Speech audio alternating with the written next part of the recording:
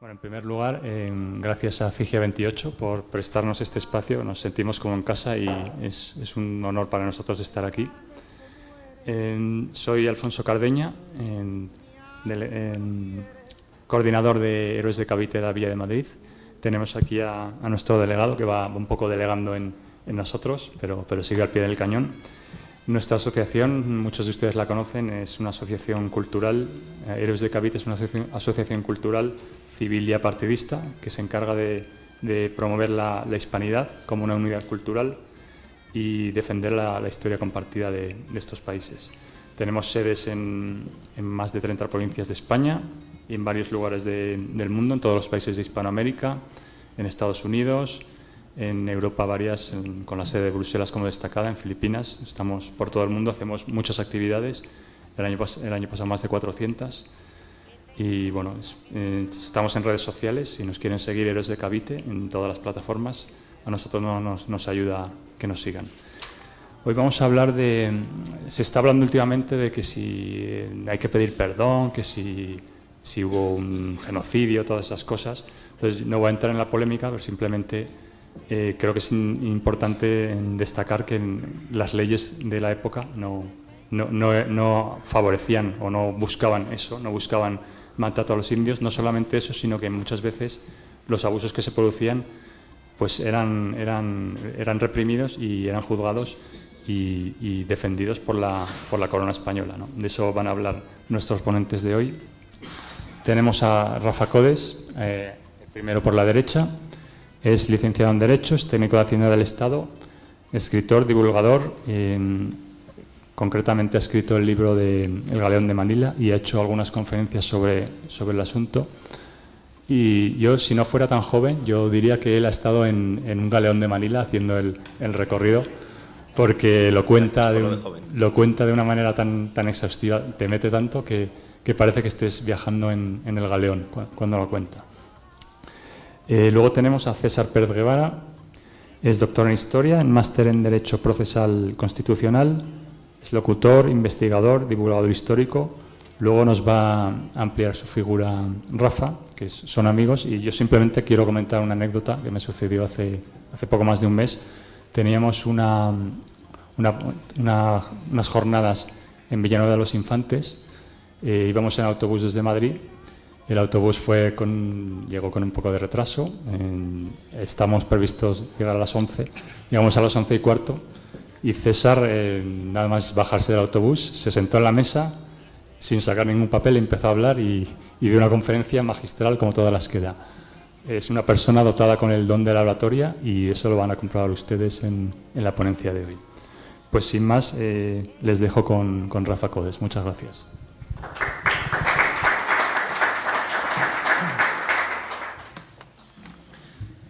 Buenas tardes. Cuando me pidió César que le acompañara hoy, yo le dije que le acompañaba encantado, por supuesto, pero que no me consideraba al nivel para hablar del tema que hoy nos trae aquí, de la justicia real en la América hispana, estando sobre todo aquí, como va a estar dentro de poco, Julio Enche. Así que, pues, le dije, César, yo quiero hablar de ti, quiero presentarte. Y voy a leer a continuación el currículum de César Pérez Guevara. César Pérez Guevara es historiador, abogado, profesor universitario y locutor. Es técnico superior universitario en Administración de Empresas, mención de contabilidad de costos. Es diplomado en Derecho y máster en Derecho Procesal Constitucional. Cuenta con 2 años de estudios de filosofía y es diplomado en Historia Contemporánea de Venezuela y diplomado en Estudios de Ampliación de Investigación Histórica. Es miembro ordinario de la Asociación Mundial de Justicia Constitucional y miembro ordinario de la Asociación Venezolana de Arbitraje. También es director del Centro de Estudios Rostio y candidato a doctor en Historia. Bien, todos estos datos tan fríos, ¿verdad? Quizá les hayan convencido porque mi amigo César tiene autoridad para escribir este libro sobre la justicia real en la América española. Pero como les digo, a mí me gustaría, si me lo permiten, ir más allá, porque si Julio Enche les va a hablar de la obra, yo me gustaría hablarles del hombre. ¿Y quién es César Pérez Guevara? Pues César Pérez Guevara es un hombre joven, muy joven, tiene tan solo 35 años. Pero con una experiencia vital intensa. César nació en Venezuela en 1990, en el seno de una familia trabajadora, y siempre fue un niño diferente. Mientras a los demás niños les gustaba jugar al béisbol o al baloncesto, él se dedicaba a leer. Esa era, desde pequeño, su pasión. Podemos incluso decir, y no sé si esto le va a sonrojar, que era un niño prodigio, porque no sé si saben que fue adelantado 2 años durante sus estudios en la ESO. Así que ese aire de joven sabio no es solo una pose. Continuó sus estudios en la universidad. No eran tiempos para cumplir vocaciones, sino para labrarse un futuro. Y César empezó sus estudios, como he dicho antes, de técnico superuniversitario en Administración de Empresas, especialidad de costos. Estando todavía estudiando esto, se matriculó en filosofía. Comenzaba ya una formación en aquellas materias en las que realmente tenía vocación. Sin embargo, a los 2 años de estudios de filosofía, decidió abandonar esta materia para matricularse en Derecho. Y es que se había dado cuenta que el mundo de las ideas estaba muy bien, pero si quería aplicar esas ideas para cambiar el mundo, tenía que hacerlo mediante una materia que le permitiera, a través de las instituciones jurídicas y políticas, aplicar esas ideas. Y es por esto por lo que se matriculó en Derecho.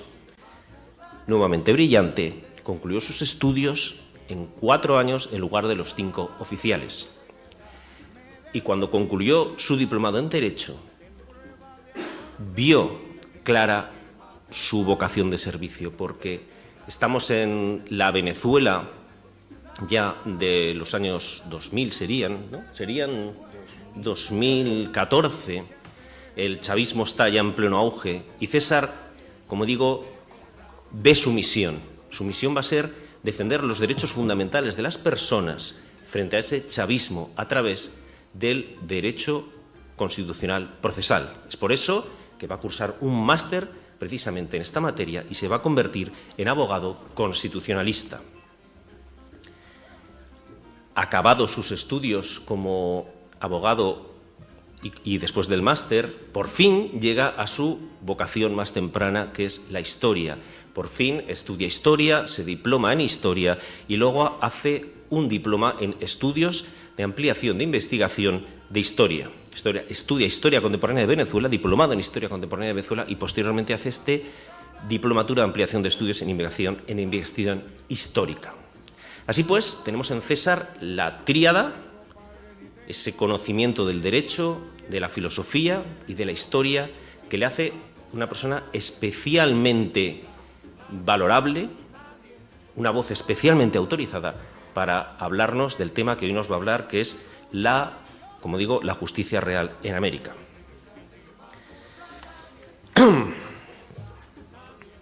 César no es doctor, y esto tiene un motivo. No es doctor en historia, pese a que hizo los cursos en historia y pese a que ya tenía aprobado su proyecto, porque cuando ya estaba cercano a obtener el doctorado, tuvo que abandonar Venezuela por motivos políticos, porque César Pérez Guevara es un refugiado político. Es uno de los 8 millones de venezolanos que se han visto obligados a abandonar su país por culpa del chavismo. Dejó Venezuela hace 3 años ya, porque cuando la tiranía empezó a expandirse por Venezuela, César no dudó en alzar la voz. En 2019 era el abogado constitucionalista más joven de Venezuela y fue asesor jurídico en la Comisión de Justicia y Paz de la Asamblea Nacional Venezolana, la legítima Asamblea Nacional Venezolana, esa que declaró a Maduro usurpador del poder, que fue disuelta por él. No bastante con esto, él inició una actividad como director del Centro Rostio, divulgador en redes sociales, participante en programas de televisión y de radio, oponiéndose a los representantes del régimen y declarando sin pudor que en Venezuela no existía Estado de Derecho. Y es por esto que la dictadura acabó señalándolo. Y cuando a uno le señala una dictadura, pueden venir las detenciones, pueden venir las torturas, pueden venir las desapariciones. Algo que en España nos suena lejano, pero que en otras geografías es desgraciadamente habitual. Y es por esto, precisamente por esto, porque César, con su familia, hace 3 años abandonó Venezuela para venir a España. De hecho, César ya es español, ya tiene la nacionalidad española.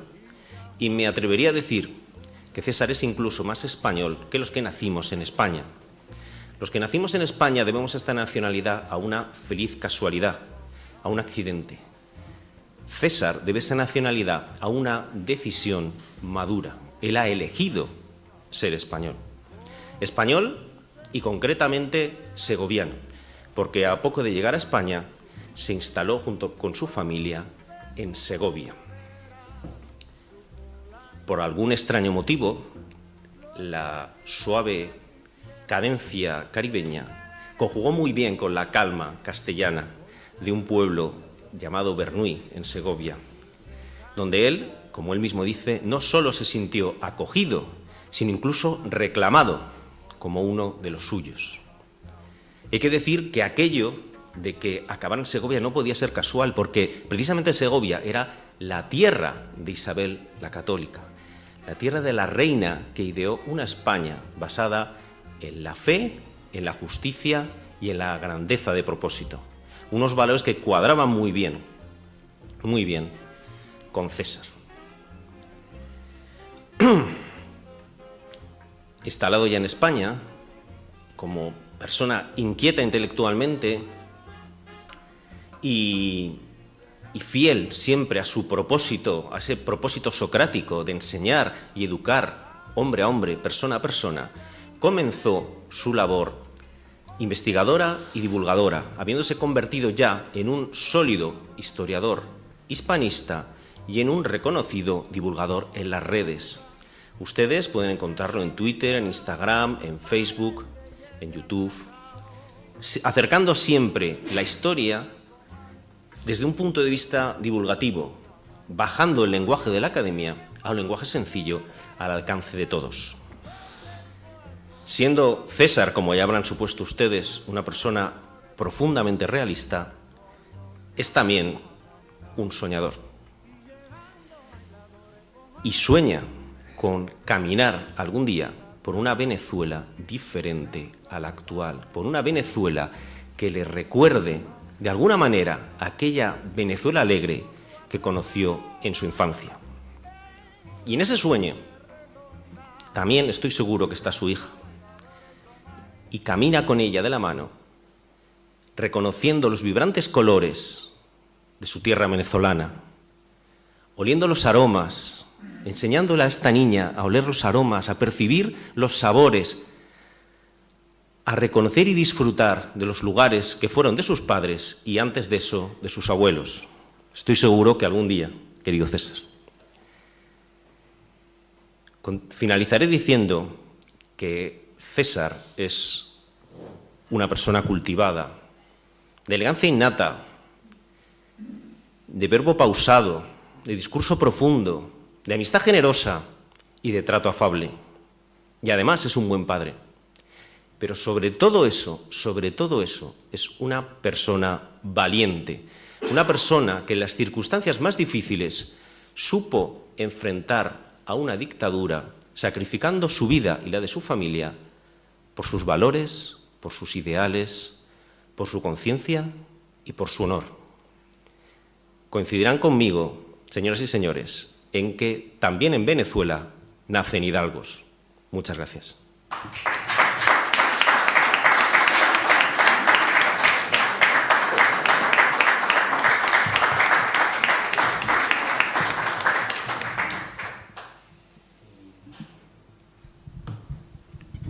César, cuando quieras. Wow. Hola, ¿qué tal? Yo les debo decir que entre tantas conferencias que he dictado en los años que Dios me ha dado en la vida, nunca me había sentido tan afectado por una, ¿no? Porque cuando Rafa me ha dicho que iba a hablar de mí, pensé que iba a centrarse en la base curricular, y es que en la medida que iba contando, iba recordando cosas, ¿no? Iba recordando lo que se vive. Al final, son de estas cosas que es difícil trasladar, y que uno lo lee en los poetas, y uno lo lee en personas que han tenido que salir de la tierra que vivieron toda su vida, y no lo entiende, ¿no? Uno no lo entiende con claridad hasta que lo vive.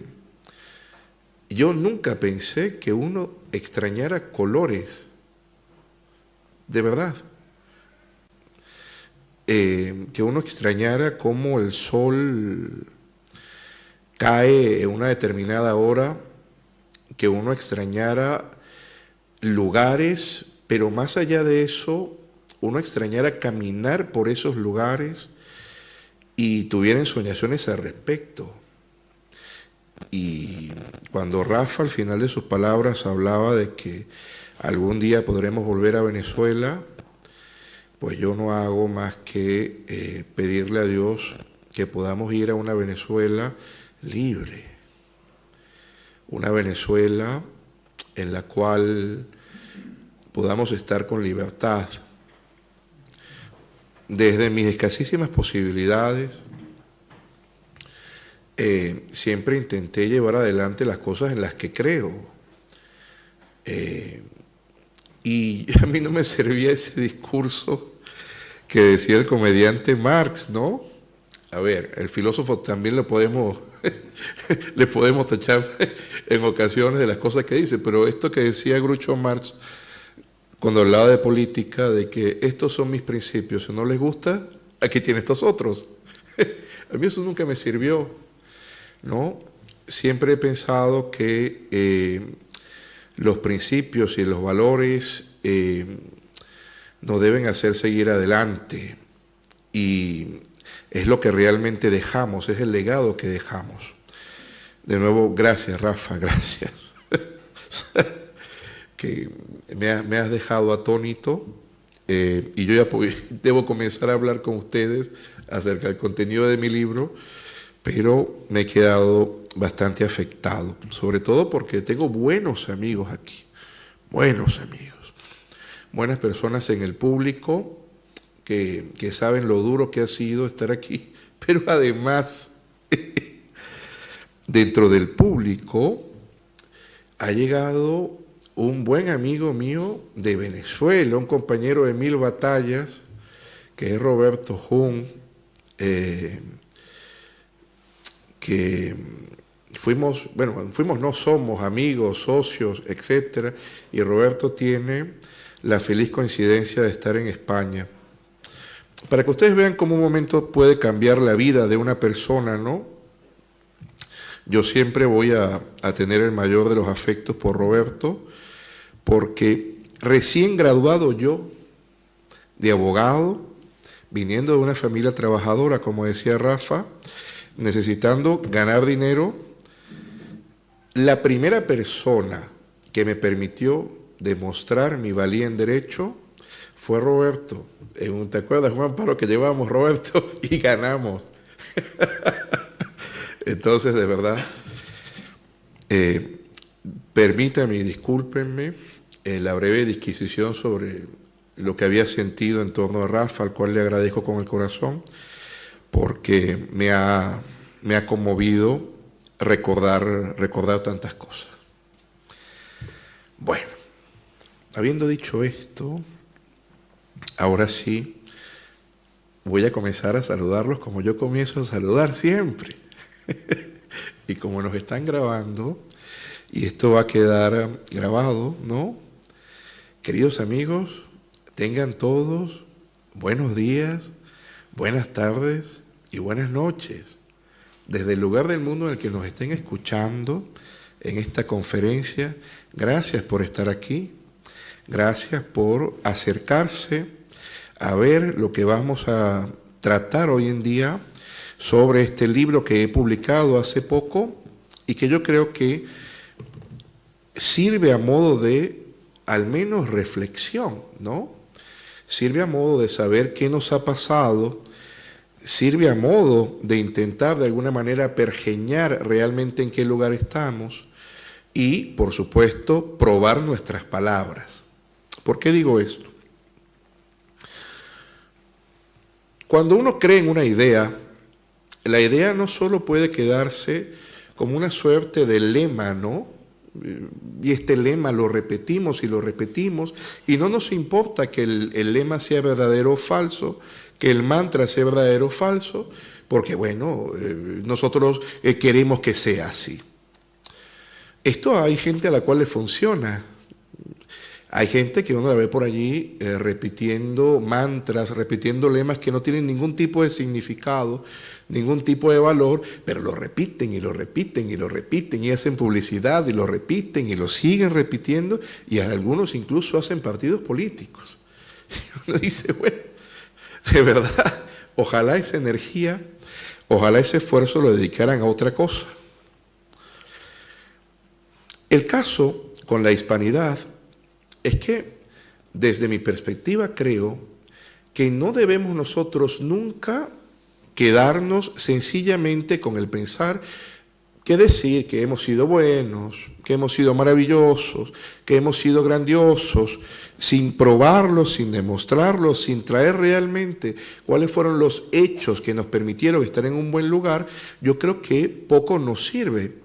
Porque lamentablemente entonces observamos que lo que ha sido la educación que se nos ha trasladado a los hispanos durante, al menos por poner la mano baja, los últimos 200 años, siempre buscan la excepción de lo que ocurría para decirnos los hispanos han sido malos siempre. Y si nosotros solo nos centramos en utilizar lemas, utilizar mantras, no vamos a desmontar cosas algunas. Tenemos que buscar los hechos, buscar lo que realmente ocurrió para poder efectivamente entonces demostrar quiénes hemos sido, poder de alguna manera pergeñar quiénes somos, porque no hay modo de saber quiénes somos si no sabemos quiénes hemos sido, y quizás así podremos entonces nosotros proyectar un futuro común, un futuro que valga la pena. Como ha escuchado, mi perfil es un perfil histórico-jurídico. Luego, yo creo que tal cual como ustedes, yo fui criado siempre con una consigna en la cual señalaban todo el tiempo. Recuerden ustedes que los españoles cuando fueron a los territorios americanos solamente fueron a depredar, a robar, a matar, a saquear, como decía un historiador muy simpático, Javier Santamarta, en una conferencia que compartimos, él decía, nos dicen que fuimos a genocidiar. Bueno, o sea, vamos, entonces él me tomaba como ejemplo y me decía, vean ustedes al profesor Pérez Guevara, dense cuenta de lo mal que genocidiamos los españoles. Lo intentamos, pero no funciona, se queda allí, ¿no? Y por supuesto que valga esa chanza, valga ese chascarrillo, porque es un hecho que solamente hace falta rascar un poco para conseguir la verdad de lo que ocurría. En el caso de las leyes, siempre yo me doy cuenta que lo que hacen es trasladarnos las excepciones o el caso de los que vulneraban la ley. Y con esto entonces dicen que todos los españoles eran unos ladrones, todos eran unos asesinos, todos eran unos violadores, todos eran unos contrabandistas, etcétera, etcétera, etcétera. Y ese es el equivalente a que hoy en día nosotros tengamos la posibilidad de ver dentro de 300 años y dentro de 300 años entonces exista una civilización que venga de la nuestra, quizás sea la misma, y digan, no, pero es que los españoles del año 2021, todos eran unos ladrones, todos eran unos contrabandistas, todos eran unos violadores. ¿Por qué? Porque está este caso de este violador, porque está este caso de este contrabandista. ¿Y qué podría decir uno? Pues obviamente que en toda sociedad humana va a haber quien incumpla la ley. En toda sociedad humana va a haber quien se porte mal. Eso es así. Desde que el hombre es hombre, se ha dejado llevar en buena medida por sus bajas pasiones y ha roto el pacto social, ha roto las normas que de alguna manera le obligan. Esto ocurre así. Pero cuando uno va a revisar a una civilización humana, a un cuerpo social humano, no podemos entonces quedarnos exclusivamente con aquellos que incumplían la ley. Hay que ver primero cuál era la normativa jurídica vigente, cuáles eran las instituciones jurídicas que se encargaban de que esa normativa funcionara. Y hay por supuesto que observar si esto funcionaba o no. El caso está que cuando el mundo hispano comienza a dictar leyes, estas leyes que son claramente herederas de la tradición romano-germánica, se da cuenta que lo mejor que puede hacer es que el derecho siga a los hechos, como debe ser para que el derecho sea eficaz. Luego, al momento en el cual se llega a América y se comienza a ver el contacto entre dos mundos diferentes y su majestad, su Alteza Real, la reina Isabel I de Castilla, Isabel la Católica, que yo siempre digo que no es uno de los seres humanos, no es una de las mujeres más importantes en la historia. Yo digo que eso es minimizarla. Siempre señalo que Isabel la Católica es uno de los seres humanos más importantes en la historia de la humanidad, cuidado si no el más, porque es la que trae el mundo desde la Edad Media hasta la modernidad y todo lo hace con fe y voluntad. Palabras que lamentablemente hoy en día hemos olvidado, desdeñado y dejada de lado. Uno observa que gracias al codicillo que ella dicta, en el cual señala que los indígenas son sus hijos, son vasallos tal cual como los castellanos, y por tanto hay que protegerlos, y le pide encarecidamente en sus últimas voluntades a su esposo, don Fernando II de Aragón, y a su hija, aunque también obviamente allí está Felipe el Hermoso, que es su yerno, y a su hija Juana, la que va a ser luego Juana la Loca, les pide, es decir, a aquellos que la sobreviven, que protejan a sus amados indígenas y que castiguen a aquellos que se porten mal con ellos. Pues aquí se inaugura una concepción legal, que es lo que luego va a hacerse un compendio, y llamamos las leyes de Indias. Las leyes de Indias no son más que una serie de cuerpos normativos dictados por diferentes monarcas hispanos para proteger a los indígenas. Y yo sé que esto, sobre todo para personas que nunca lo hayan escuchado, les puede parecer una sorpresa, pero cuando uno revisa francamente la protección que existía y el castigo que se estipulaba contra aquellos que les hicieran algún tipo de daño, uno se da cuenta que efectivamente pasaba, que efectivamente ocurría así. Cosas que siempre comentamos nosotros, como por lo menos eso de trabajar máximo 8 horas al día, dividiendo el turno de trabajo en 2 partes, ya lo había dicho Felipe II en relación a los indígenas en el siglo XVI. Eso que creemos que hoy en día es un invento muy bueno nuestro, ¿no? Y claro, son una serie de normativas tan bondadosas, tan benéficas, entre las cuales estaban por lo menos que los indígenas no podían contratar con los castellanos que llegaran. Y cualquiera diría, ¿pero por qué se les prohibía a los indígenas? Porque claramente los indígenas no venían de una tradición cultural semejante a la de los castellanos y podrían ser estafados, ¿no? Razón por la cual no se les daba la posibilidad de realizar contratos. Lo cual rompe el mito, el bulo que nos suelen contar a nosotros, sobre todo en América, de que cuando los españoles llegaron, que eran tan malos, les cambiaban a los indígenas oros por espejitos, ¿no? Dame un lingote de oro y aquí tienes un espejito. Entonces el indígena decía, me parece un muy buen contrato, pero eso, según las leyes de Indias, nunca pudo ser posible y no pasa más que la anécdota, ¿no? Ahora, viendo la bondad de la legislación, uno podría pensar, bueno, pero es tan buena que esto realmente se aplicó, esto se llevó adelante. Resulta que los monarcas hispanos y en general la potencia que era España en ese momento, se encargó de crear una serie de instituciones jurídicas para velar exclusivamente que esas leyes se cumplieran a rajatabla, e incluso hicieran que aquellos que se portaran mal, que aquellos que las incumplieran, entonces salieran muy mal parados. Claro, en mi libro yo recojo una serie de ellas, por lo menos el Real Consejo de Indias, ¿no?, que es una de las más famosas.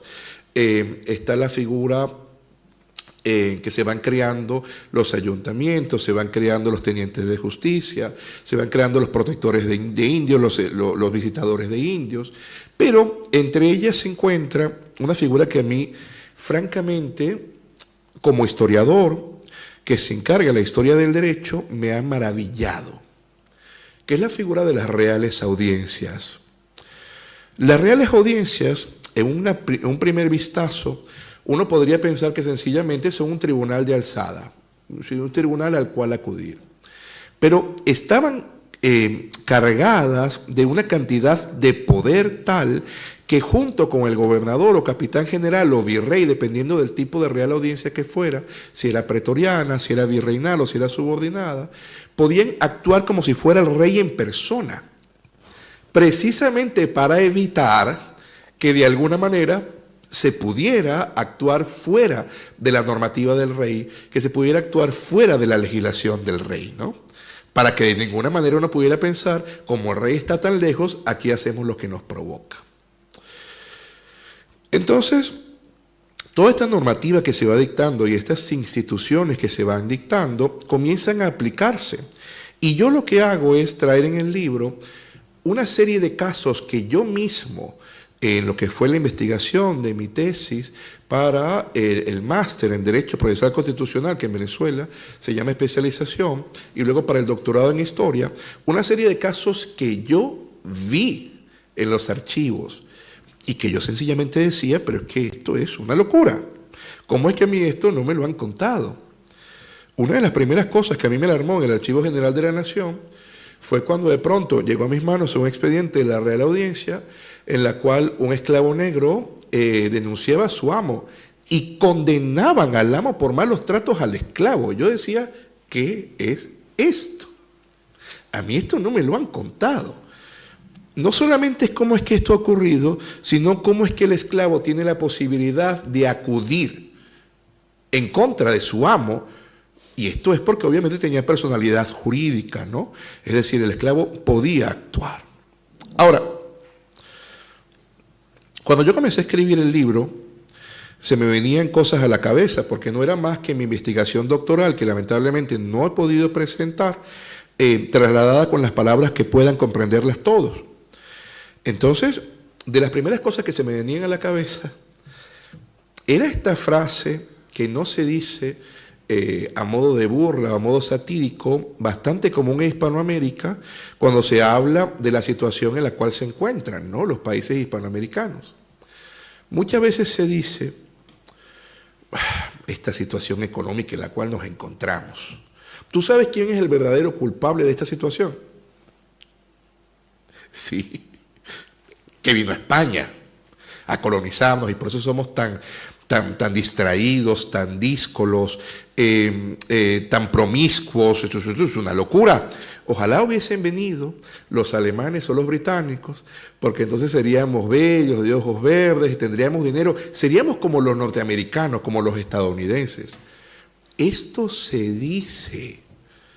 Y no estoy diciendo que se señale en un puesto de comida, que se señale en un mercado. No. Esto se dice con tranquilidad. Y siempre hay uno que señala, sí, es verdad. Como si fuera algún tipo de secreto intelectual, ¿no? Es el caso que hubo una vez que Su Majestad Don Carlos I de España, el quinto del Sacro Imperio Romano Germánico, permitió que no solamente fueran castellanos los que fueran a territorio americano, sino que firmó un contrato de capitulación. Los contratos de capitulación eran aquellos con los cuales se podía ir a realizar la empresa del asentamiento de España en América, porque incluso en su momento mandaron a retirar de las leyes de Indias la palabra conquista, porque los monarcas españoles consideraron que era una palabra muy fea para decir del proceso en el cual todos nos habíamos unido. Imagínense ustedes, ¿no? Bueno, Carlos V, entonces, a modo de poder pagarle a aquellos que le habían apoyado para ser emperador del Imperio Sacro-Romano Germánico, a los Fugger les pagó de un modo, pero a los Welser, alemanes, les hizo este contrato de capitulación para que fueran a la joven provincia de Venezuela. A ver, uno podría pensar, ¿no? Bueno, son alemanes, seguramente lo hicieron todo muy bien, porque los alemanes hacen todo muy bien, hacen todo mejor que nosotros. Pues, como quiero hablarle de tantas cosas, les voy a hacer el cuento corto. Lo hicieron muy mal, pero muy mal, terrible. Es decir, se encargaron de esconder a aquellos que conseguían, se encargaron de esclavizar cuanto indígena podían, se encargaron de realizar una serie de fundaciones ilegítimas, se encargaron, además de todo esto, de pelearse con la población, castigar a buenos vecinos y acaparar todos los productos con una especie de mano de hierro absurda, que hizo que los productos donde se encontraban en la comarca pudieran ser 6, 7 veces más caros que en las comarcas vecinas. Es decir, los Welser crearon un caos y eran alemanes. No estoy yo diciendo con esto que los alemanes sean mala gente, pero sí quise, por supuesto, atacar el bulo, el cuentico que nos dicen. Bueno, si de verdad la cosa fuera como nos las han contado cuando somos chicos, y efectivamente pues no se pudiera hacer absolutamente nada, y como el rey estaba muy lejos pues no pasaba absolutamente nada, la cosa habría quedado allí. Pero entonces, desde la Real Audiencia de Santo Domingo, el gran obispo de Bastidas, una de las grandes luminarias del derecho hispano de la época, tuvo la encomienda de ir directamente a donde los Welser, y en un poco trecho de tiempo terminó demostrando que los Welser habían vulnerado el contrato, y como habían vulnerado el contrato, el mismo ya carecía de validez y por lo tanto perdían cualquier tipo de legitimidad sobre la provincia de Venezuela. Allí se aplicó la ley. Se aplicó la ley a través de las instituciones y funcionó.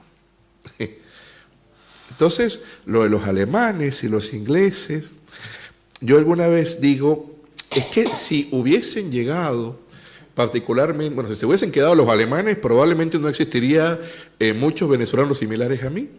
Pero si se hubiesen llegado los ingleses, es que no serían ricos como los norteamericanos, es que no serían. Estaría otra gente seguramente. Pero esta prédica depredativa, ¿no?, de los británicos a cada lugar que llegaron, pues creo que nos hace pensar a nosotros exactamente qué habría pasado. Bueno, otro caso que yo toco en el libro es un caso que a mí me llamó mucho la atención, y sobre todo porque lo leí primero en el libro Gobernadores y Capitanes Generales de Luis Sucre. Es un caso en el cual un gran guerrero español llamado Cañas Merino se encargaba de obtener grandes loas, sobre todo en el norte de África, para España. Y a Cañas Merino le dieron como premio ser gobernador y capitán general de Venezuela a inicios del siglo XVIII, entrando los Borbones con Felipe V. Y bueno, este señor que consideraban tan buena gente, que tenía tan buen currículum, se volvió loco. Este hombre enloqueció. No solo es que al llegar al puesto de capitán general, comenzó a abusar de cuantos vecinos podía. Además, abusaba de muchachas. Decían que a las doncellas de nombre limpio las mancillaba. Pero además de esto, el señor tenía, por supuesto, que como misión acabar con el contrabando. Y lo hizo. Curiosamente, en eso fue bastante efectivo. Pero se dio cuenta de lo que se ganaba como contrabandista, entonces en un punto solamente él podía hacer contrabando con sus amigos y ya los demás no. Pero yo esto tengo que contarlo porque es que es de las cosas que se me han quedado metidas en la cabeza. Cuando yo veo la cantidad de barbaridades que están en el procedimiento, que se le achacan a él, y hay tantos testigos que lo ratifican, está que el hombre hacía carreras de gatos. Yo no sé si ustedes alguna vez han escuchado carreras de gatos, pero es lo que les estoy diciendo. Los que dicen miau, miau, los gatitos, el tío por lo visto los odiaba. Entonces los amarraba del pescuezo y los hacía correr, y obviamente los gatos, la mayoría terminaban muertos. Y lo que dicen es que él se reía. Era una especie de placer sádico. Bueno, adivinen qué pasó. Los vecinos comenzaron a quejarse y a ese hombre le abrieron de manera sobrevenida un juicio de residencia. ¿Y qué es un juicio de residencia? Resulta que nosotros, hombres de esta época del siglo XXI, que solemos ver con condescendencia a nuestros antepasados por considerarlos atrasados o que no son tan avanzados como nosotros, cada uno de los funcionarios que ostentaban administración de poder del rey y administraban pecunio al finalizar su mandato tenían que someterse a un procedimiento que era un juicio de residencia, en el cual se les juzgaba para ver si lo habían hecho bien. Imagínense ustedes eso. Y adivinen quiénes eran los que servían como una de las principales pruebas, que era la prueba testimonial, la prueba testifical. Los vecinos que lo habían sufrido.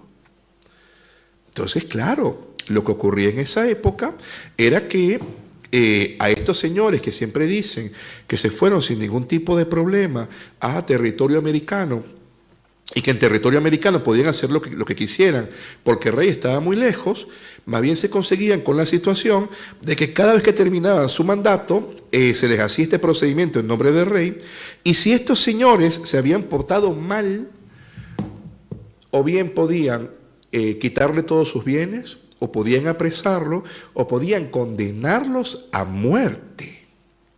Y es el caso que Cañas Merino se había portado tan mal que en cuestión de meses, no estoy hablando de años, estoy hablando de meses, le abrieron el procedimiento, había tantísima evidencia que al señor lo condenaron a muerte y lo mandaron para acá en cadenas. Es decir, el que ostentaba el mayor cargo, gracias a los procedimientos judiciales, terminó viniendo para acá condenado a muerte. Y no lo mataron porque ese mismo año había nacido Carlos, el que luego va a ser Carlos III de Borbón, y Felipe V estaba tan contento que declaró una amnistía general, y a los delincuentes y malhechores como este Truán les dieron la condonación por la pena de presidio, y terminó falleciendo en las peores condiciones aquí. Menos mal que la ley no se aplicaba, ¿no? Sé lo que están pensando. Me he adelantado. En el libro yo coloco, deberíamos recuperar los juicios de residencia.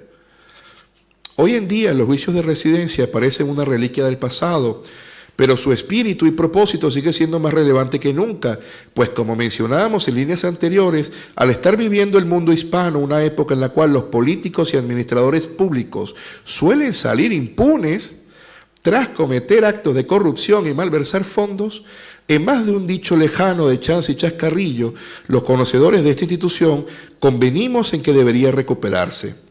Es maravilloso imaginar un mundo hispano en el cual cada político al terminar su mandato se ha sometido a un juicio exhaustivo, donde tenga que justificar cada acción y cada gasto público. ¿Cuántos de ellos pasarían la prueba sin consecuencias? Yo tengo unos cuantos ejemplos en Venezuela. Y ya estos años viviendo en España, tengo unos cuantos ejemplos que me encantaría que se les hiciera juicio de residencia. Lo disfrutaría un montón. Bueno, para finalizar el caso, o para finalizar esta exposición, quiero traer dos casos que me llevaron años de estudio, de análisis de las fuentes primarias en el Archivo General de la Nación de Caracas. Porque no solo es que estaban mal archivados los expedientes, sino que en buena parte estaban destruidos. Y fue tanta mi alegría al por fin conseguir uno de ellos, un auto de ellos, que le tomó una foto y es la portada del libro. Este es un expediente del siglo XVIII, del año 1798, ven que es de finales, y wow, cuando yo lo conseguí le tomé una foto y dije, soy el hombre más feliz del mundo. De verdad, cuando uno académicamente consigue estos pequeños triunfos, pues uno se vuelve realmente muy feliz, ¿no? Bueno, el primer caso es que contra todo lo que nos han contado, en la sociedad que existía en la Capitanía General de Venezuela, no es como que de pronto estaban los malvados españoles oprimiendo a los pobrecitos indígenas y a los negros y a todos los demás, ¿no? Sino que todos éramos españoles y la diferencia social, que siempre hay diferencia social, porque en toda civilización humana hay diferencia social, se daba por los que tenían más y almacenaban más dinero, ¿no? Que almacenaban más poder, frente a aquellos que no podían estar en la misma condición.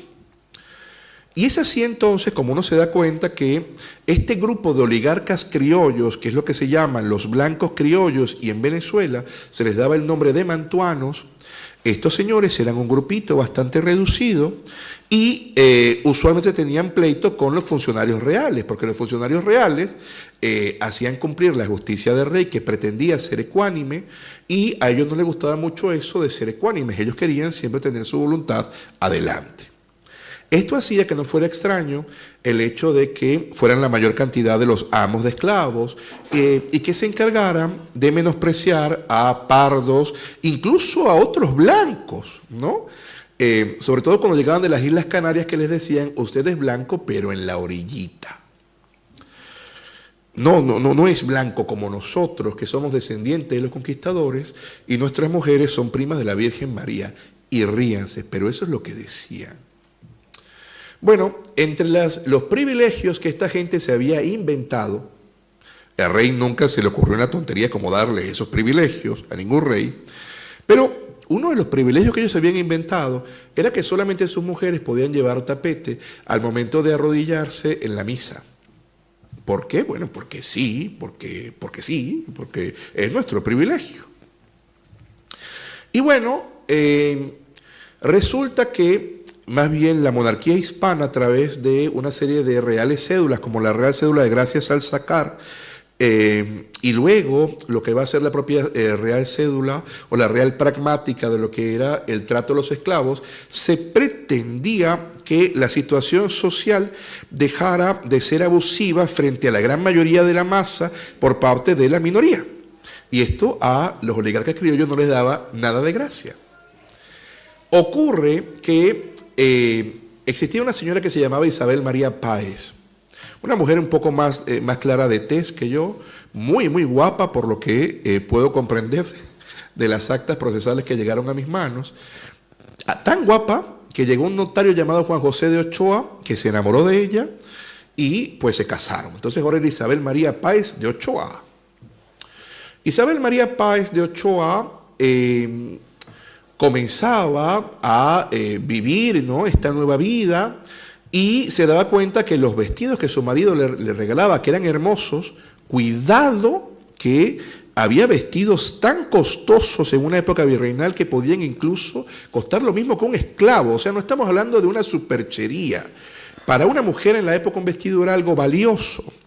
Bueno, esta mujer cada vez que se iba a arrodillar debía ver sus vestidos arruinados, porque no le permitían utilizar el tapete. Y un día le dijo a su hermana María Francisca, nos llevamos el tapete y que se enfaden. Y bueno, llevó el tapete y se arrodillaron. Y adivinen qué pasó. Las demandaron, por supuesto. Demandaron a toda la familia. Los mantuanos, a través del síndico procurador del Ayuntamiento de Valencia, la Valencia de allá, demandaron a esta señora por limpieza de sangre para demostrar que al no ser puramente blanca, entonces no tenía el privilegio que los criollos se daban de que solamente sus mujeres podían utilizar el tapete en el suelo.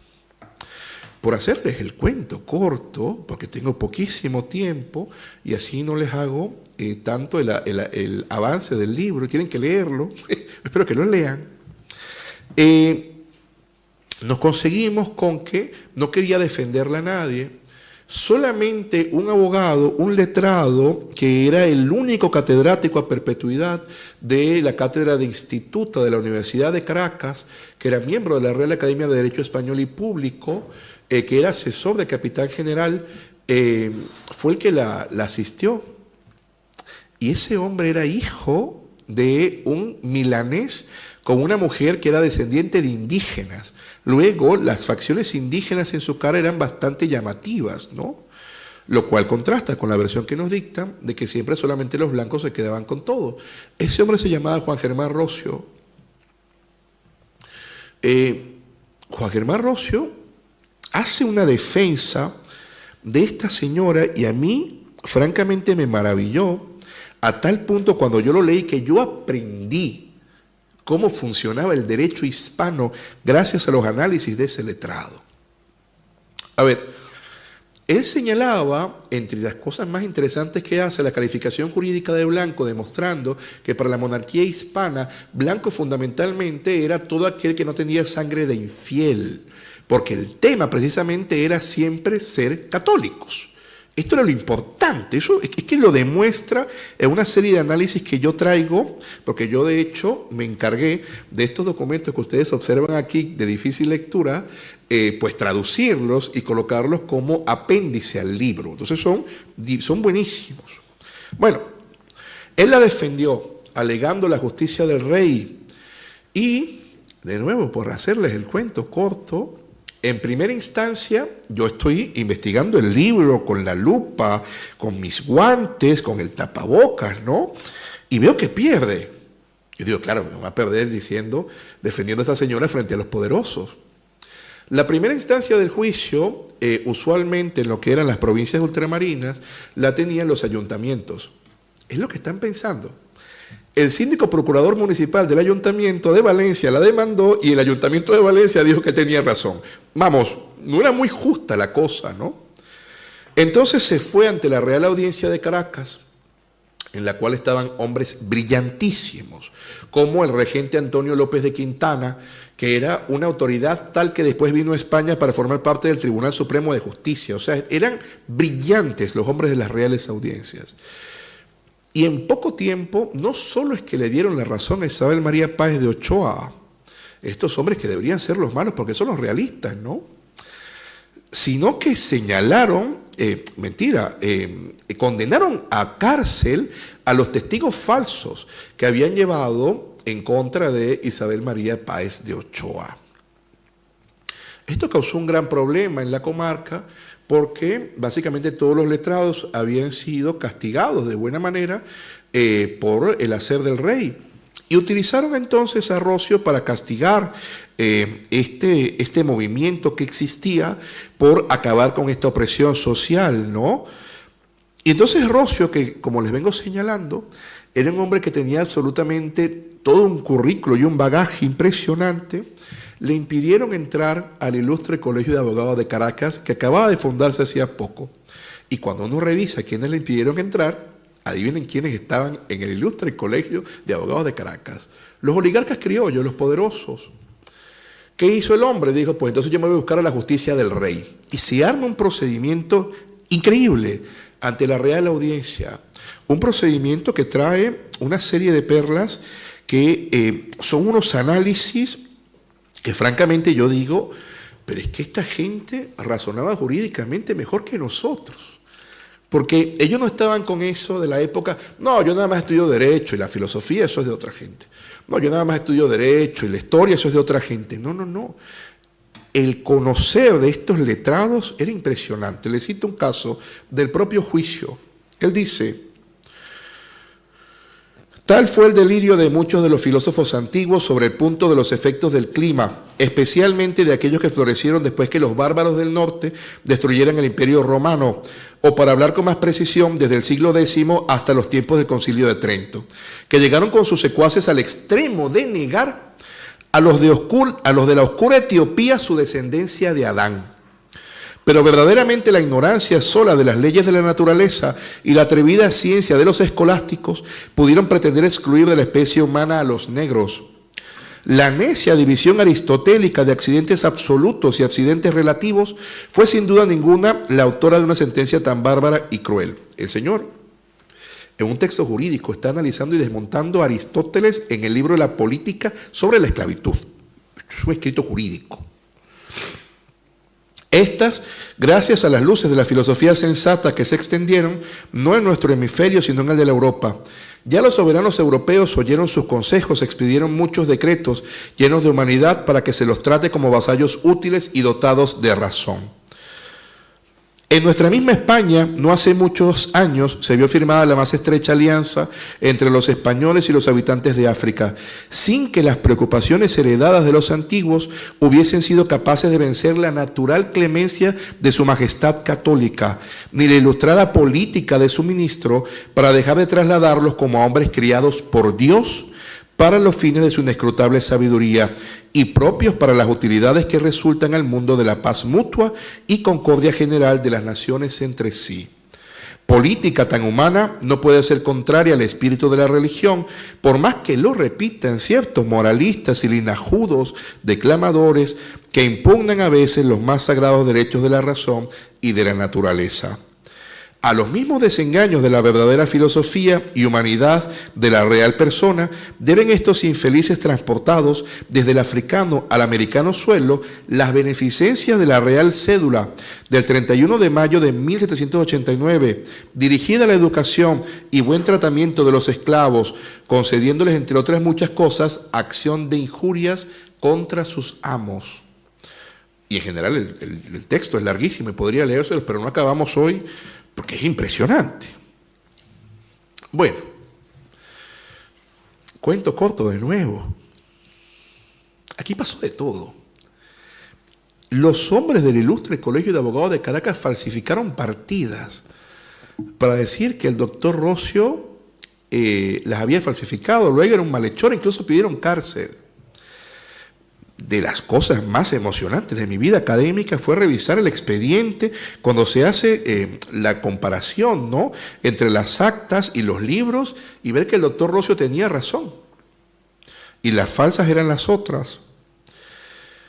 Al final, el fiscal de la Real Audiencia del Rey le dice al ilustre Colegio de Abogados de Caracas: ustedes deben inscribir en su seno al doctor don Juan Germán Rocio. ¡Wow! ¿No? ¿Cómo es eso entonces de que la justicia del rey no se aplicaba? O quizás será que de alguna manera los que nos han contado el cuento eran aquellos que querían que no se aplicara y como no salían beneficiados decían: ¿qué rey tan malo ese que nos dice que no podemos darle más de 29 latigazos a nuestros esclavos? Y yo sé que ustedes se alarmarán, me dirán: bueno, pero ¿cómo es eso, 29 latigazos? En el año 1836, en una ley de la Venezuela republicana, se subió el número de latigazos de 29 a 130. Luego, yo les aseguro que discursos moralistas en la época a esos esclavos les servirían bastante poco, ¿no? No, pero es que lo importante es que la ley, es que ahora somos republicanos y somos todos felices. Pero a mí me dan ahora 100 y tantos latigazos, ¿no? O sea, no somos tan felices. Bueno, yo suelo tocar estos casos porque nosotros no podemos cambiar la historia. El estar ahora en esta etapa en la cual estamos redescubriendo quiénes somos porque sabemos quiénes hemos sido, no nos permite entonces cambiar o buscar una historia de ángeles. No hay manera. Al contrario, la historia es la historia de los hombres y los hombres responden a momentos políticos. El caso de Rocio es un caso complejo, porque Juan Germán Rocio luego fue incluso fiscal de la Real Audiencia y Juan Germán Rocio fue el que juzgó a los hombres que invadieron con Francisco de Miranda a Venezuela y pidió la condena a muerte. Lo que pasa es que luego viene la guerra de independencia, de aquí, lo que se llama guerra de independencia, la invasión napoleónica, la traición del pequeño Corso, y es un problema lo que ocurre. Entonces Juan Germán Rocio encabeza un movimiento en abril del año 1810, y mis queridos amigos venezolanos que están aquí, sé que lo van a recordar. Cuando somos jóvenes en Venezuela, somos niños, nos dicen, Venezuela se declaró independiente el 19 de abril del año 1810. Y te lo dicen, ¿no? Una pregunta que yo recuerdo de examen. Cuando tú lees el acta del 19 de abril del año 1810, redactada por Juan Germán Rocio, dice, siendo que el francés ha invadido el territorio español, nosotros somos hoy más que nunca españoles. Viva Fernando VII, viva el rey, muerte a los franceses. Yo debo haber leído un acta diferente, porque si ustedes googlean eso, eso es lo que dice. Yo, bueno, eso es lo que es la manipulación y el cambio de la historia. Luego, si hay un rompimiento político, porque se rompe con Fernando VII, Rocio es uno de los que rompe con Fernando VII, porque llegan a Caracas noticias de que Fernando VII le ha pedido a Napoleón Bonaparte que lo adopte, y luego le ha pedido una esposa de su familia para entrar en su familia. Y entonces observamos a Rocio, nosotros en lo que son las actas de julio del año 1811, viendo una cantidad de anglófilos diciendo que vive Inglaterra, vamos ahora a ser amigos de los ingleses. Rocio dice, olvídense de eso. El hecho de romper con la monarquía borbónica no quiere decir que de ninguna manera vamos a estar entonces ahora bajo el yugo inglés. Es un problema, porque entre los anglófilos que estaban allí estaban todos los que luego van a ser los grandes amigos de Bolívar, incluyendo a Bolívar, que van a lanzarse en los brazos británicos. De manera que, para no hacer más largas estas palabras, y yo creo que de alguna manera ha quedado esbozado lo que yo he colocado en este libro, las investigaciones que he colocado en este libro, y que por supuesto que tienen que ser colocadas bajo discusión, porque eso es lo importante, ¿no? No tengo yo más que dejarles esta conferencia con unas palabras que yo creo fundamentales y unas palabras que me hacen muy orgulloso de que hayan sido dichas en Venezuela. El gran maestro, don Cecilio Acosta, el cual José Martí decía que era la cabeza más brillante e iluminada que existía, lo decía el cubano Martí, Acosta era venezolano, en su maravilloso texto, un ensayo que se llama Cosas sabidas y por saberse, del año 1855, cuando llegaba el problema de la educación, ¿qué hacemos con la educación? Él decía, enseñe usted lo que se entienda, enseñe usted lo bueno, enseñe usted lo útil, enseñe a todos, y eso es todo. Y cuando uno revisa la obra del maestro Acosta, en lugar de buscar de que sus palabras sean complicadas y nadie las entienda, el maestro Acosta procura ser lo más diáfano, lo más meridiano, lo más luminoso posible. Y estas son las palabras que yo quiero trasladarles. Hoy más que nunca debemos dejar de pretender quedarnos con un conocimiento para un grupito y trasladar estas cosas. ¿Quiénes hemos sido? ¿Quiénes hemos sido de verdad? Porque como les he señalado, solamente sabe quién es aquel que sabe quién ha sido. Y solamente es capaz de realizar un proyecto de futuro aquel que sabe quién es, porque este que sabe quién es, sabe quiénes son sus amigos y sabe quiénes no le quieren y nunca le han querido. Muchas gracias.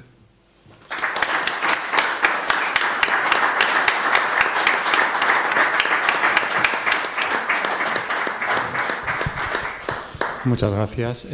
Bueno, como pueden haber visto, las alabanzas que ha hecho Rafa de don César eran más que justificadas. Quiero disculparme porque no sé qué ha pasado con Julio, porque no ha venido, pero bueno, la verdad es que la conferencia ha sido brillante.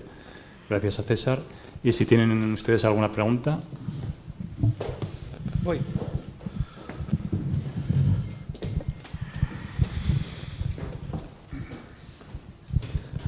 Hola, muy buenas. Enhorabuena, César, porque me ha gustado bastante tu charla. Escuchándote, hay un término que constantemente que aludes, que es el tema del esclavo. ¿Realmente la figura del esclavo estaba legitimada en la sociedad? Estás haciendo trampa, porque esa pregunta, a ver, yo voy a dar una respuesta muy sucinta. Los que estén interesados de cómo funcionaba la esclavitud en el mundo hispano, hay una conferencia mía de más de 1 hora y media en YouTube, libre, explicando parte por parte esto. Mira, esclavos siempre existieron. Esto no se cuenta, pero esclavos siempre hubo en todas partes, ¿no? En la propia etapa medieval había esclavos. De las cosas que nunca se cuentan, por lo menos, es de este libro maravilloso para los musulmanes de Ibn Butlan, siglo XIII más o menos, que se llamaba Cómo comprar los mejores esclavos. Entonces era como eso que tenía toda ama de casa del Islam, ¿no? Entonces se iban por allí a comprar esclavos. Y 1 de cada 4 esclavos musulmanes era blanco. Eso no se cuenta. La palabra esclavo, que usualmente las palabras nuestras en español vienen del latín, esclavo debería venir de servus, que es esclavo, pero de servus a esclavo no hay mucha correspondencia, ¿no? Porque la palabra esclavo viene de la costa dálmata, de Eslavonia, Esclavonia, y esa gente no es muy morena, esa gente es más blanca que tú, porque en un momento de la historia la mayor cantidad de esclavos eran así, porque de allí era de donde se sacaba la mayor cantidad de esclavos. Con esto no quiero decir yo, bueno, pero es que entonces los otros eran más malos. No se trata de esto, se trata más o menos de contextualizarlo, ¿no? Entonces, si bien es cierto la esclavitud indígena se prohíbe, el tema con la esclavitud negra es que la esclavitud negra siempre existió. O sea, eso ya estaba allí y sobre eso no se legisla. Y parte de todo ese problema está en que el primer esclavo, o el primero que esclavizaba a un africano, era otro africano. Porque los portugueses, cuando iban a África, no crean ustedes, que eso es lo que nos han vendido, ¿no? Que llegaban los malvados hombres blancos con AK-47, con John Rambo y John Wick, en contra de esos africanos pobrecitos, gigantescos, pero, nos rendimos. No, eso es absurdo. Lo que sí pasaba es que tenían particularmente una serie de factorías y entonces iban llegando a ellas, iban a los mercados donde otras tribus africanas más poderosas habían esclavizado a alguien por guerra, por deudas o por lo que fuera y se los vendían. Entonces los portugueses, luego los británicos, los franceses se los llevaban a América y entonces los españoles podían trasladarlos con lo que iba a ser el asiento de negros. Eso es muy, muy, muy, muy complejo de explicar en tan pocos minutos, pero eso existía. El padre Jaca, un padre aragonés, ya había planteado la inmoralidad de la esclavitud negra. Y la propia Iglesia Católica, lamentablemente de un modo tenue, también atacó la ilegitimidad de la esclavitud africana. Pero era una cuestión que estaba pasando en todas partes del mundo y consideraron en su momento que tenía que mantenerse. Los monarcas católicos lo que hacen es controlar la esclavitud. Y la esclavitud hispana tiene 2 momentos. Primero, lo que es un tipo de esclavitud, es la primera esclavitud que tú observas en esa conferencia que yo tengo, que explico con números, con datos, cuántos esclavos llegaron para la magnitud del territorio, lo que nos hace comprender porque cuando llegó el barón von Humboldt decía que veía muy pocos esclavos y que le costaba conseguirse porque había muy pocos. Es una esclavitud fundamentalmente de servidumbre, que es diferente a la esclavitud que va a ocurrir cuando el mundo hispano ya se ha roto. Y lamentablemente entonces vemos a nosotros, a España, que lleva una gran cantidad de esclavos, a Cuba particularmente, por lo que son las plantaciones, y lo que se llama entonces la segunda etapa de la esclavitud, que es la esclavitud de la plantación. Y esto es una cuestión nefasta. Y hay un libro de cuyo autor no voy a mencionar porque me parece que es demasiado directo, está en Amazon, y él dice, ¿saben quiénes fueron los que realizaron esta segunda etapa de la esclavitud? Y te traen los nombres, te traen las familias. Y hoy en día son bastante poderosos y son dueños de una gran cantidad de portentos económicos aquí en España. Eran de un grupo y eran particularmente de una comunidad autónoma que no quiere mucho a España. Creo que he dicho mucho. Bueno, eso pasaba. Luego, la vida es así, el mundo es así. Aristóteles decía en la política que existían 2 tipos de esclavitud, al menos. Una que era natural, en la cual individuos claramente inferiores, más bien era bueno que tuvieran una tutela sobre ellos otros individuos, pero ya va. Aristóteles lo está diciendo cuando los helenos se están enfrentando en contra de los orientales, que francamente hoy en día nosotros muy intelectuales, no, esta gente... Pero en esa época, vamos, que el nivel de estas personas hacía que estos consideraran que probablemente debían esclavizarlos. Y la otra esclavitud que dice Aristóteles es una esclavitud injusta que vulnera la justicia conmutativa, porque es la esclavitud por guerra. Muchas veces una guerra se puede ganar siendo el mejor o no. Entonces muchas veces hombres inferiores podían gobernar a hombres superiores por haberles ganado una guerra. Y eso luego lo vamos a ver nosotros, lo que va a ser Roma. Roma es impresionante, pero intelectualmente tú observas que sus esclavos eran helenos que eran los tutores de sus hijos porque eran brillantes. Entonces de este tipo de esclavitud no se habla. Lo que quiero contarles con esto es que a nosotros se nos ha criado como un tipo de esclavitud en la cabeza. Es la esclavitud de Hollywood, en la cual uno observa la esclavitud anglosajona de plantación, que es terrible.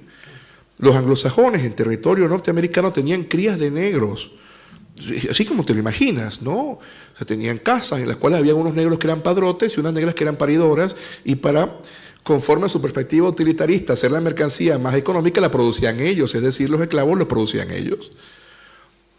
Claro, el primer matrimonio, aquí desde el siglo XVI, inicio del siglo XVI, Fernando II de Aragón mandó a que la gente se casara. No solamente los indígenas, sino también los negros. Siglo XVI. En el año 1967 en Estados Unidos te metían preso por casarte con un negro. Entonces, claro, lo que nos vende el gran cine es esa esclavitud. Y pensamos, y obviamente de un modo muy ignorante, que la esclavitud que existió en el mundo hispano es exactamente igual, y al ver la magnitud del territorio decimos que malos hemos sido los españoles. Ve la conferencia, 1 hora y media, lo explico.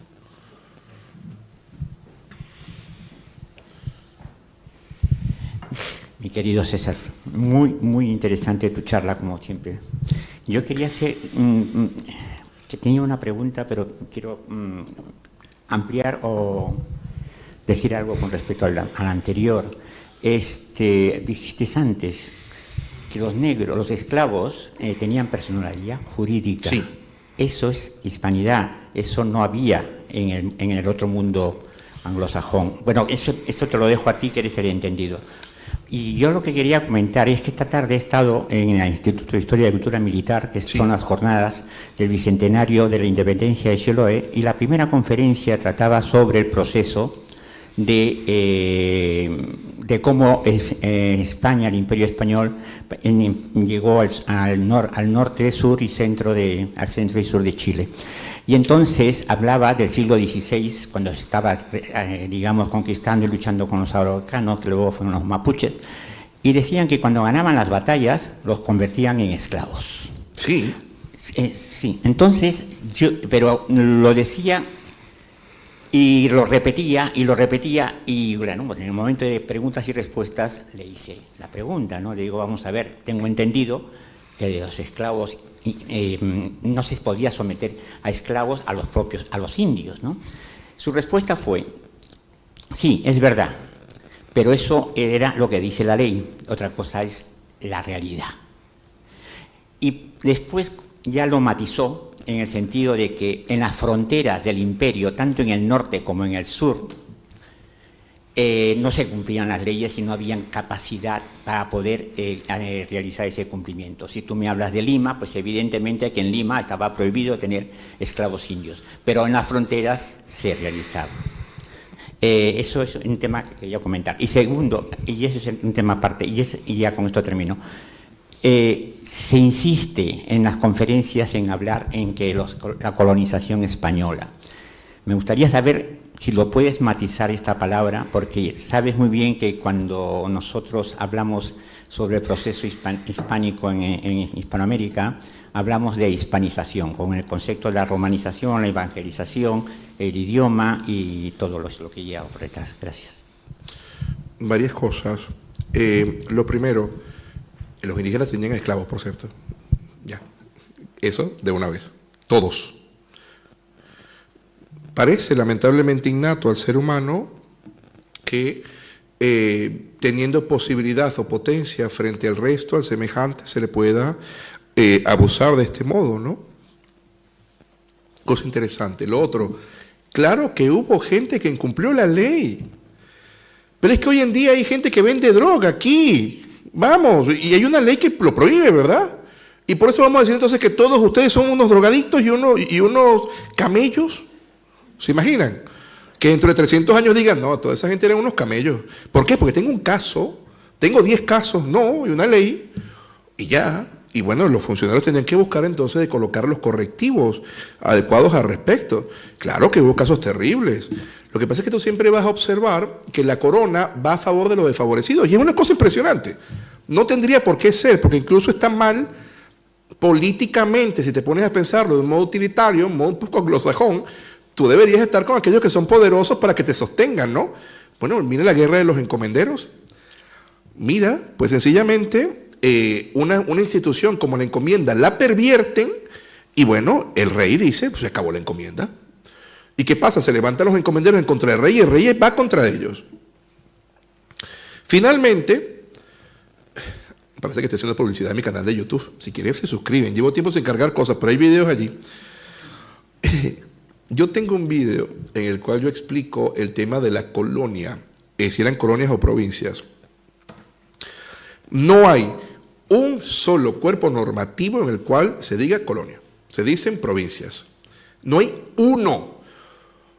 Y el que lo consiga que me lo muestre. No hay uno. Al siglo XVIII, dentro de una disposición, se señala para realizar la colonización de un territorio, pero por el contexto uno se da cuenta que no es la colonia como estamos imaginando nosotros acostumbrados, que es la colonia del tipo depredador, no estoy en categoría de Gustavo Bueno, no es de esa, sino que colonia se refiere a asentamiento, es un sinónimo. O sea, si tú revisas de hecho el diccionario vas a darte cuenta que una colonia es una población. O sea, no tiene toda la otra carga, ¿no? Entonces, date cuenta que los monarcas, cuando me refiero a los monarcas es que la figura de rey era algo impresionante. A uno le venden a los reyes siempre con sus falencias, no sé si lo han visto. Carlos I tenía la quijada muy grande. Felipe II, el hijo. Felipe III, era un flojo. Felipe IV, perdió Portugal. Carlos II, el hechizado. Felipe V se creía sapo, estaba por allí saltando. Fernando VI estaba deprimido. Carlos III era muy feo, era flaco, delgado, ¿no? Carlos IV, la mujer, yo no sé, la mujer estaba en cosas extrañas. Fernando VII, el felón. ¿Sí se dan cuenta? Pero no se habla de la administración, de la legislación, de la política, de la creación de un mundo, de levantar universidades, levantar catedrales. De eso no se habla. Entonces, claro, los hispanos hoy en día nos conseguimos en un mundo en el cual el único valor turístico, más allá de lo ambiental, ¿no? de los paraísos turísticos que están allí, que no, disculpen, pero nadie los puso allí, Dios los puso allí ya. O sea, eso no es como que nuestros indígenas o los primeros hombres o los primeros pobladores, no, disculpen, los indígenas no pusieron eso allí, eso ya estaba allí. Esas grandes mares, esas grandes playas, esas grandes caídas de agua. Pero nos damos cuenta que nuestro único valor turístico hoy en día, y lo digo sin ningún tipo de ambaje, es lo que ocurrió cuando todos éramos España. Esas grandes catedrales, esas grandes construcciones. Y entonces, ¿qué pasa cuando tú vas a una cita turística de esta? Esto lo hicieron los españoles. Eran bien malos, violaban indígenas, y a los negritos les hacían así. Entonces, tienes la gran obra detrás. Malísimos los españoles. Ahora, cuando tú vas por lo menos por Europa, vamos a ponernos aquí en España, tú vas por Segovia, es el acueducto romano, y los romanos hicieron esto, y los romanos hicieron esto, y uno dice que buena gente los romanos, brillantes, ¿no? Sorpresa, los romanos tuvieron esclavos. Y los romanos no eran como los españoles, que entonces llegaban, bueno, vamos a llegar, chicos, tenemos aquí al fraile, el fraile les va a enseñar a ser cristianos hoy. No quieren aprender castellano, muy bien, aprendemos náhuatl y se lo enseñamos en náhuatl para ver si aprenden. No, no puedes comerte a tu hermano, eso está mal. No puedes poner a que esta mujer a la cual le has matado al esposo y al hijo se coma también a sus hijos, eso es feo. No, los romanos no eran así. Los romanos consideraban todo lo que no era romano era bárbaro y si no te avienes, ¡boom! Pero los romanos tienen muy buena prensa, ¿no? No pasa absolutamente nada. Es más, les propongo esto. Ya que estamos enfadados con los colonizadores, con los conquistadores, vamos a decir esto. Roma, devuélvenos el oro. ¿No? De las médulas, que nos devuelvan que nos colonizaron los romanos. Malos romanos, ¿no? Ya que estamos, no, mejor no, esto no lo dejen grabado porque seguramente alguien lo va a escuchar y va a coger la idea y va a salir Meloni enfadadísima a decir qué le pasó a los españoles que ahora sí se volvieron locos, ¿no? Eso sobre eso.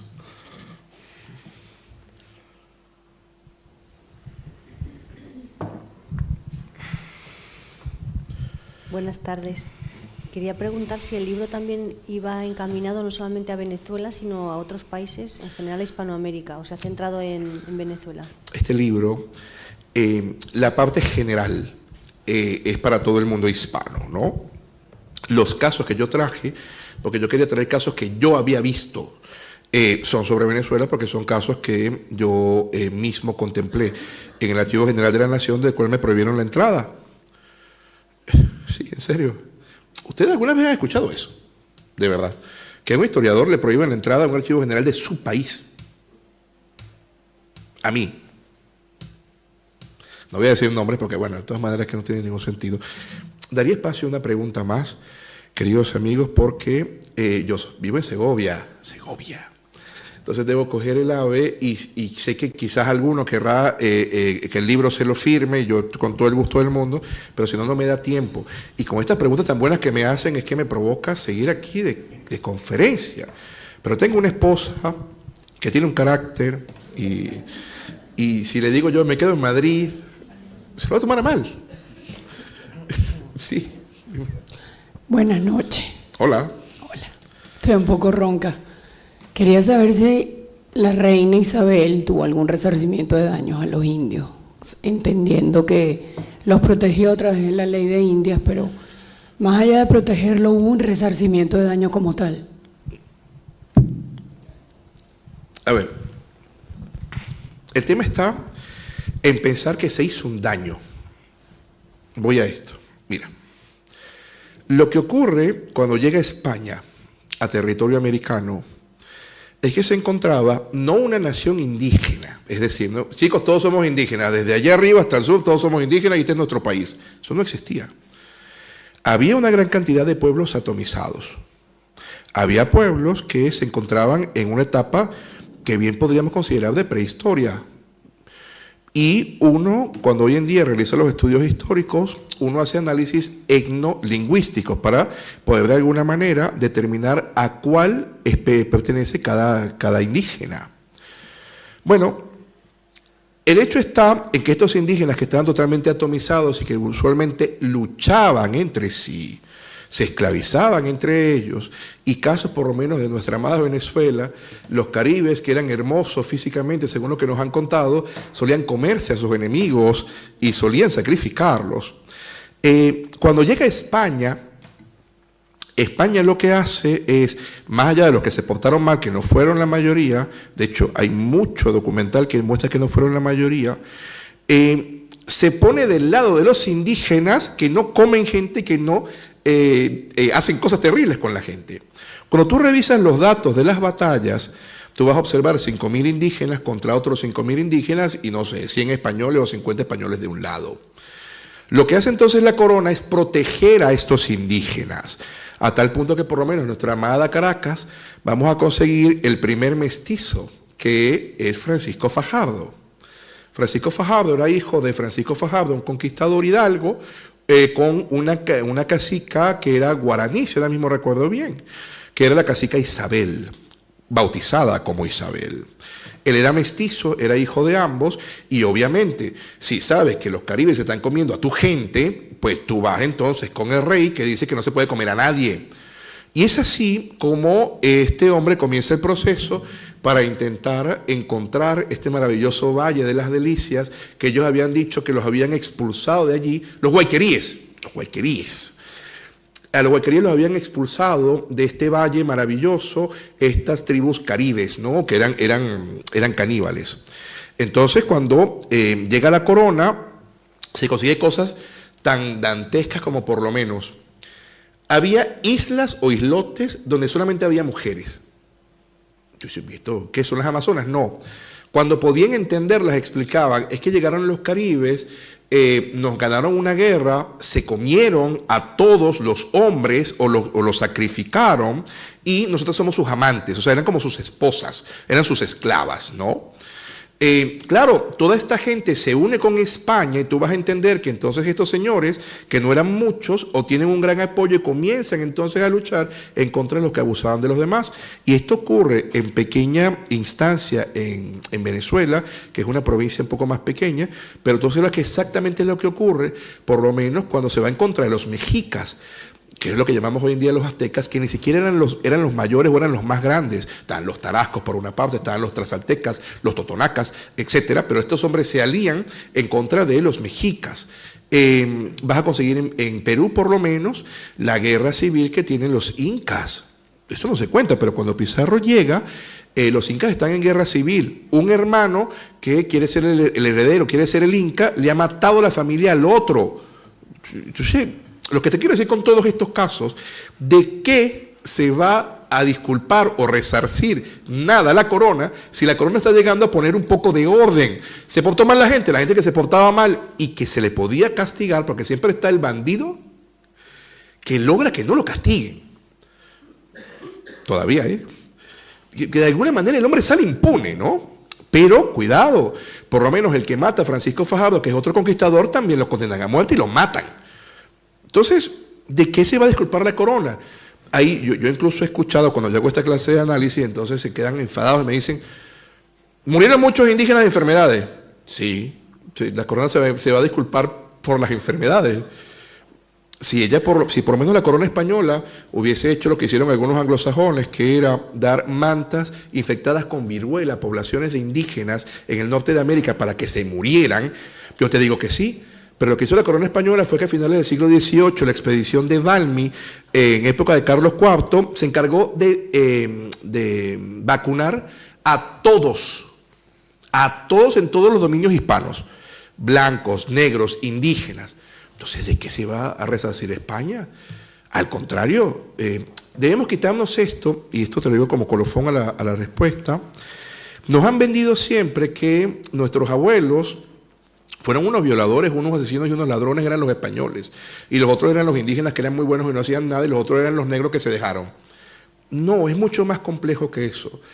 Y hoy en día vemos nuestra religión, nuestra moral, nuestra axiología, nuestras obras. Hay mucho que descubrir y hay que estar orgulloso de quiénes somos y dejar de estar envidiando a los demás. Gracias por la pregunta. Chicos.